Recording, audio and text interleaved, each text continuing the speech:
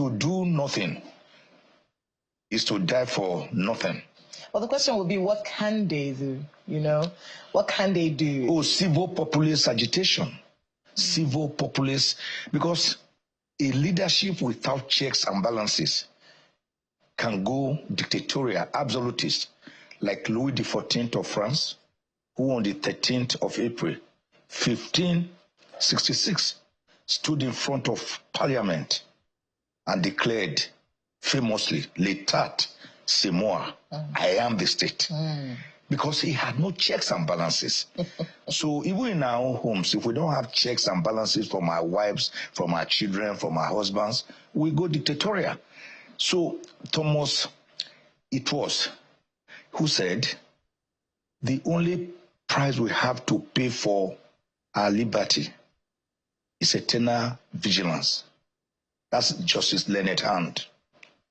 And Thomas Jefferson once said, when the leadership fears the people, then there is governance and justice enthroned.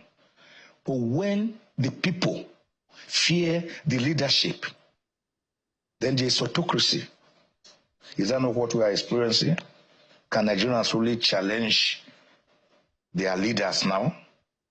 Everyone wants to join. If you can't beat them, you join them.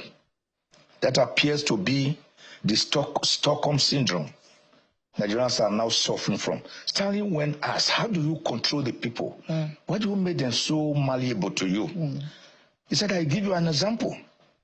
Say, give me a chick, give me a fowl.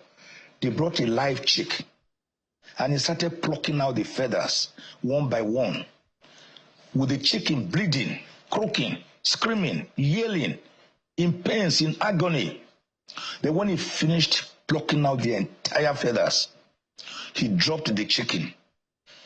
He started dawdling away in pains. Then he said, watch me. He dipped his hand in his pocket and brought out some grains, and then called out to the same chicken that he had just tormented. The chicken ran back.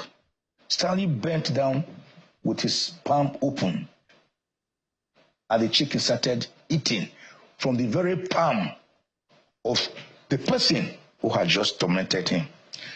So I think the average Nigerian has been so pauperized that he's no longer in a state of melancholy or dejection, but rather in a state of helplessness and hopelessness and helplessness. It's a terrible situation. I mean, we were just looking at Niger again.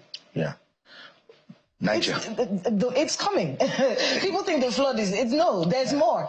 Because every year, every year, the same places. We have Nigerian Meteorological Service, right? Yes.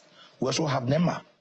Some of these things are known ahead, that there will be flood. Flood warnings are given, communities are stipulated. So what do we do? What have we done effectively? Is it the lack of accountability? Lack of accountability. No one is held responsible for it. Negligence, lack of accountability, nobody being held responsible. Look, we're even lucky that we don't have severe natural catastrophes. Some countries suffer tornadoes, tsunamis, volcanic eruptions, landslides.